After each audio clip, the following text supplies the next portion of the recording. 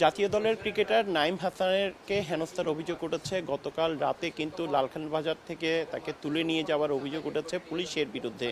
এবং গতকাল ঢাকা থেকে যখন 10টা 20-এর ফ্লাইটে এসে এয়ারপোর্টে নামে, এরপর সিএনজি যোগে কিন্তু বাসায় আসছিল এবং ঠিক লালখান বাজার আসার পরে একজন পুলিশের পোশাক পরিহিত এবং আরেকজন সিভিল ড্রেসে নাইমের ব্যাগ চেক করে এবং অতর্কিত নাইমের উপর হামলা করে এবং তার কলার চেপে ধরে এবং তাকে লাঠি দিয়ে মারধরের কিন্তু অভিযোগ উঠেছে। আসলে এই ঘটনার পর আমরা এখন নাইমের বাসায় অবস্থান করছি, বদ্দারহাট এলাকায় নাইমের যে বাসা রয়েছে চাঁদগাঁও এলাকার। এবং সেই বাসায় আসার পর আমরা দেখছি নাইমের যে বড় ভাই, নাইমের যে বাবা, সবাই কিন্তু এবং পরিবারের সদস্যরা এবং কোঅপের পক্ষ থেকে যারা এসেছে সবাই কিন্তু উদ্বিগ্ন এই ঘটনা নিয়ে।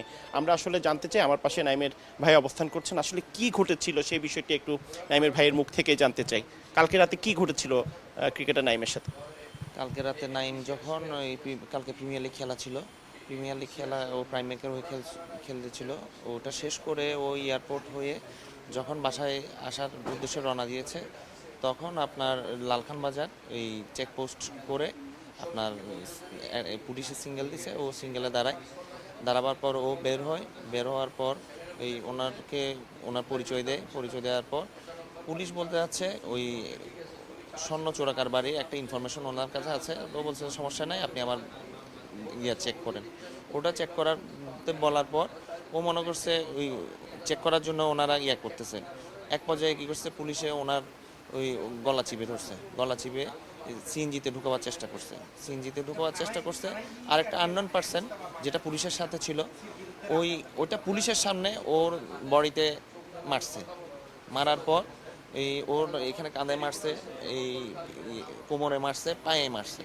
তাহলে আপনার একটা অন দ্য ডিউটি পুলিশের সামনে আর একটা আননোন পার্সন ওর গায়ে হাত দিছে এবং ও ওখানে পাবলিককে পরিচয় দিচ্ছে ও ডিবি। তাহলে পাবলিককে পরিচয় দিচ্ছে ডিবি, পুলিশের সামনে ডিবি পরিচয় দিচ্ছে। এই যে পার্সনের কাছে আপনার কোনো এই পরিচয়পত্র নাই ডিবির। কি মনে হয় কি কারণে এই ঘটনাটি ঘটতে পারে? এটা কি শুধু নিছক একটি দুর্ঘটনা, নাকি অন্য কোনো বিষয় থাকতে পারে? বা থানায় নিয়ে যাওয়ার পরে ওসি কি কথা বলেছে একটু এই বিষয়টা জানতে চাই। ওসি স্যারে বলছে আমার কাছে এই ধরনের কোনো ইনফরমেশন নাই। আমার কাছে কোনো ইনফরমেশন নাই। উনি বলছে মানে ওসি অবগত আছে। ওসি সাহেব বলছে আমার এই ধরনের কোনো ইনফরমেশন আমি অবগত ছিলাম না। আমি যখন বাইরে থেকে শোনা মাত্র ওকে ফোন দিচ্ছি, ও ফোনও রিসিভ করতেছে না। এসআই যে উনি ফোনও রিসিভ করতেছে না। পরে কতক্ষণ পর ও হয়তো নাইমকে নিয়ে আসলো। নাইমকে নিয়ে আসার পর আমাকে বলতেছে স্যার এই ভিকটিম, এটা বলছে এবং হয়তো আমার সামনে ব্যাগগুলো রাখছে। তারপর আমি পরে জানতে পারতেছি ও জাতীয় দলের ক্রিকেটার। তারপর আমি ওনাকে বসতে দিই এবং যখন আমি ওই রুমে গেছি তখন আপনার এই যে ইয়াটা ছিল, আসামিটা ছিল, ও ওখানে বসা। মানে যে ওই যে সিভিল ড্রেসে ছিল, পাঞ্জাবি পরা। হ্যাঁ, যে ডিবি পরিচয় দিয়েছে ও ওখানে বসা। এবং ওখানে যে পাবলিকগুলো ছিল প্রায় 100-এর উপর ছিল।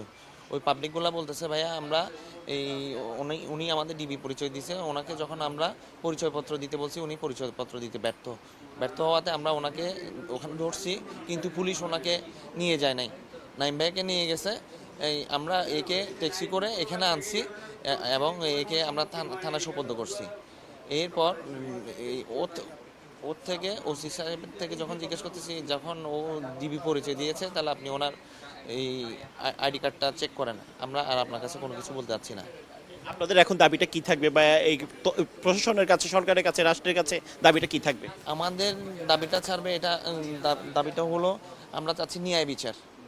আজকে আমার সাথে হয়েছে, কালকে এটা অন্য কারোর সাথে হতে পারে।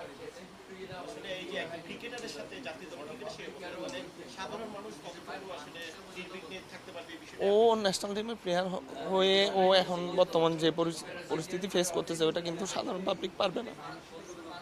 আপনাদের সময়টা কেমন কেটেছে? আসলে আপনারা কতটুকু আসলে চিন্তিত ছিলেন, বা আপনাদের সাথে বিসিবির পক্ষ থেকে যোগাযোগ করেছে কিনা এখনো পর্যন্ত? হ্যাঁ, তাইম ভাইয়ের সাথে কথা হয়েছে, তারপর ইস্তাফিল ভাইয়ের সাথে কথা হয়েছে, কিন্তু আমরা তো নিরাপদ বোধ করতেছি না। আসলে নাইমের অবস্থা কি? ওকে বেশি মারছে।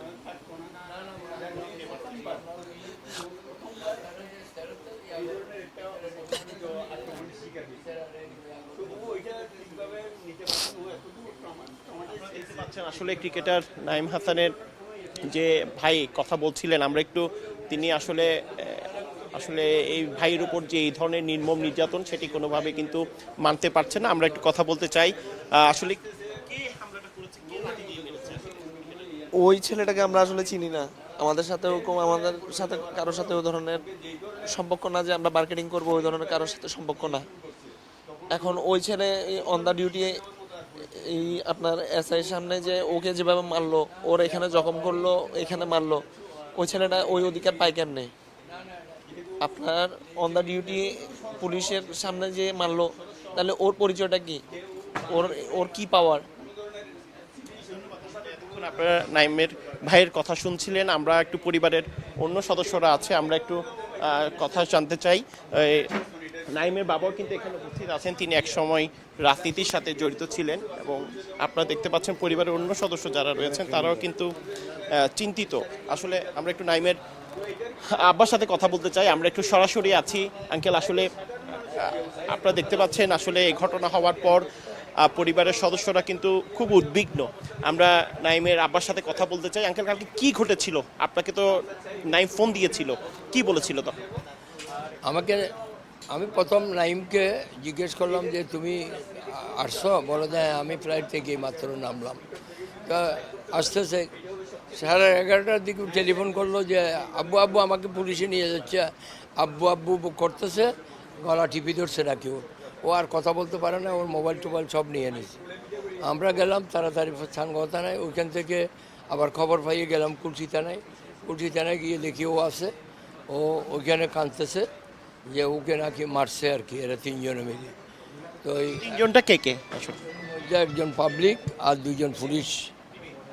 তো এরা কোন জায়গায় মেরেছে? মেরসেল লালখান বাজার ইয়া থেকে ফ্লাইওভার থেকে নাইমা ওকে বলছে গাড়ি সাইড করো। তো হ্যাঁ, সাইড করছে। সাইড করার পর বলতেছে, ও নামছে।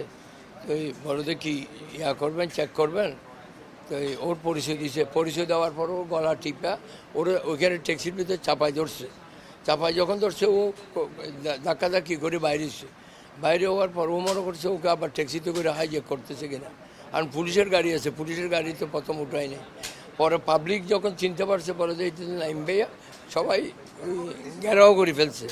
ঘেরাও করার পর পুলিশ এটা কী করছে, ওকে নিয়ে চলে আসছে। ওই যেটা ডিবি পরিচয় দিয়েছিল ওইটা ওইখানে ছিল। বলো যে তুমি কে? বলো তো আমি ডিবি। তাহলে কার্ড দেখাও, কার্ড দেখাইতে পারে নাই। ওকে দইরা পাবলিকে থানায় নিয়ে গেছে। থানায় নিয়ে ওসি সাহেবের রুমে গিয়ে ওকে বলছে যে এই কাজ করছে। তারপর রাত্রে এই ইয়া হলো, প্রথম আমি ডিউটি অফিসারের কাছে গেলাম, আমার পরিচয় দিলাম যে আমি সাবেক কাউন্সিলর, আমি ওই মহানগর বিএনপির মেম্বার, এই সেগুলো বললাম। এরপরে ও আমাকে বলছে যে ওইখানে গিয়ে বসেন। কে বললো কথাটা? ওই ডিউটি অফিসার। আমি বললাম যে ডিউটি অফিসারকে বললাম তো আপনি তো বাসায় কি এই ভাষায় কথা বলতেছেন কেন? আমি আমার পরিচয় দিলাম। সাধারণ পাবলিক হলে এক ধরনের কথা বলেন, এখন তো সেম কথা আমার উপরে দেখতেছি এই কথা। তখন পাবলিকলি শিখলি করতেছে, উসি আইসা সবাইকে আমাদেরকে উসি রুমে নিয়ে গেছে। নিয়ে যাওয়ার পর পুরো ঘটনাটা নাইম থেকে শুনলাম।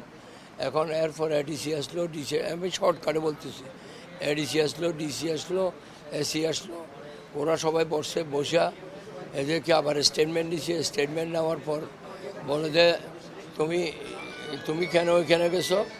বলে যে আমি গেছি, আমাকে সেকেন্ড অফিসার ইনফরমেশন দিছে, ডিজিএফআই থেকে নাকি একটা ইনফরমেশন ছিল এখানে অবৈধ জিনিস আনতেছে।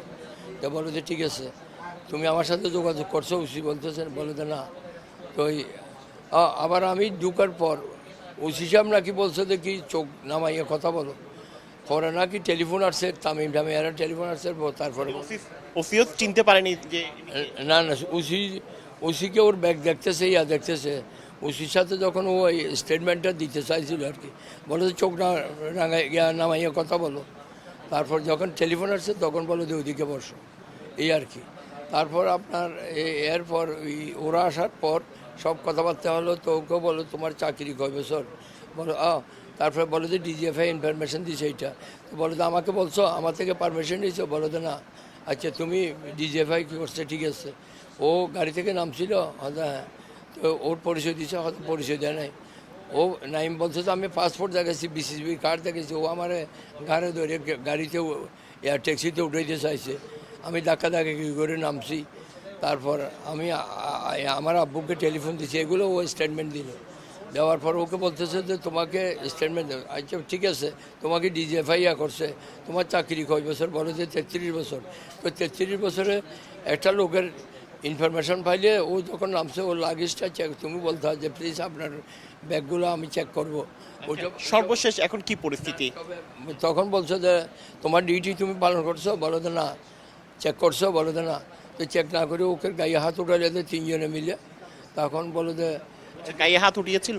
হ্যাঁ, 5 দিয়ে ইয়াকে ওকে গায়ে আঘাত করছে। তো তারপর করছে, মেডিকেলে পাঠাইলে, মেডিকেল থেকে রিপোর্ট নিয়ে আসে এজাহার দিলাম।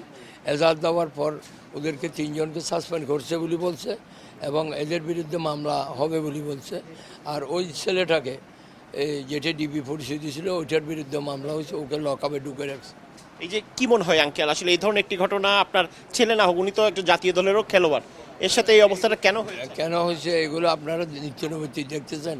লোক হাইজেক করে নিয়ে টাকা দাবি করে, এই করে সেই করে। আমার মনে হয় তাই। না হলে ওকে ট্যাক্সিতে, পুলিশের গাড়ি থাকতে ট্যাক্সিতে উঠে নিয়ে যাইতে চাইছিল কেন? এই ঘটনা কি সুষ্ঠু বিচার দাবি করেন কিনা বাবা হিসাবে? অবশ্যই, কারণ এই সুষ্ঠু বিচার যদি না হয়, নাইমও বলছে থানাতে, আমার বেলায় যদি এটা হয় সাধারণ পাবলিক তো বিচার পাবে না। অর্থাৎ আমার বেলায় আপনারা আসছেন, কিন্তু সাধারণ পাবলিক তো এই যে এই অবস্থা পুলিশের, এইভাবে তো বিচার পাবে না।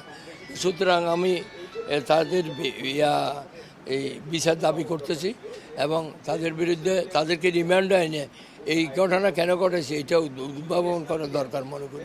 আমার শেষ কোয়েশ্চেন, বিসিবি থেকে কেউ যোগাযোগ করেছিল কিনা? অবশ্য বিসিবি থেকে তামিম প্রথম টেলিফোন করছে, উসিকা আমার সাথে কথা বলছে, এরপর ইসরাফিল খসরু টেলিফোন করছে, আমার সাথে কথা বলছে। আসলে এতক্ষণ আপনারা শুনছিলেন আমাদের ক্রিকেটার নাইম হাসানের বাবার কথা, আপনারা শুনছিলেন। আসলে সবারই একটি দাবি, আসলে এই ঘটনার যাতে সুষ্ঠু বিচার হয় সেই বিষয়টি কিন্তু এখানে দাবি করা হচ্ছে। আমাদের এখানে কোয়াবের একজন সদস্য আছে, আমরা একটু জানতে চাই কোয়াবের পক্ষ থেকে নাইমের পাশে থাকবে কিনা এবং কি কি ব্যবস্থা নেওয়া হবে। আমরা সবসময় নামের পাশে থাকবো ইনশাল্লাহ। আর হচ্ছে আমাদের ব্যবস্থা, আমরা প্রেস রিলিজ অলরেডি আপনাদেরকে দেওয়া হয়েছে সব কিছু কোয়াবের মাধ্যমে। আমরা এই ঘটনাটার সুষ্ঠু বিচার চাই, আর কোনো কিছুই না। আমরা আমরা একদম হতভম্ব সবাই, মানে এই জিনিসটা জানার পর থেকে কেউ নর্মাল হতেই পারতেছি না। আমি মনে করি একটা ইন্টারন্যাশনাল ক্রিকেটের সাথে যখন এই ঘটনা ঘটেছে, আমি মনে করি এটা সুষ্ঠু বিচার হওয়া খুবই দরকার। ধন্যবাদ। আমরা আসলে ক্লাবের সদস্যের সাথে যেমনটি কথা বলছিলাম, একজন আন্তর্জাতিক খেলোয়াড়ের সাথে, ক্রিকেট খেলোয়াড়ের সাথে যে ধরনের ঘটনা সেটি কোনোভাবেই কাম্য নয়। আসলে পরিবারের সদস্যদের সাথেও আমরা কথা বলেছি, বিসিবির যারা ঊর্ধ্বতন কর্তৃপক্ষ আছে তারাও নিশ্চয়ই এই ঘটনায় ব্যবস্থা নিবে, এবং পরিবারের পক্ষ থেকে সরকার এবং প্রশাসন যারা রয়েছে তাদের কাছে দাবি জানানো হয়েছে এই ঘটনার যাতে আসলে সুষ্ঠু তদন্ত হয়, কি কারণে কারা এই ঘটনা ঘটিয়েছে সেই বিষয়টি যাতে তদন্ত করে বের করে নিয়ে আসা হয়। তো এই ছিল আমার কাছে এখনো পর্যন্ত নাইমের বাসা থেকে এখানকার সর্বশেষ খবর।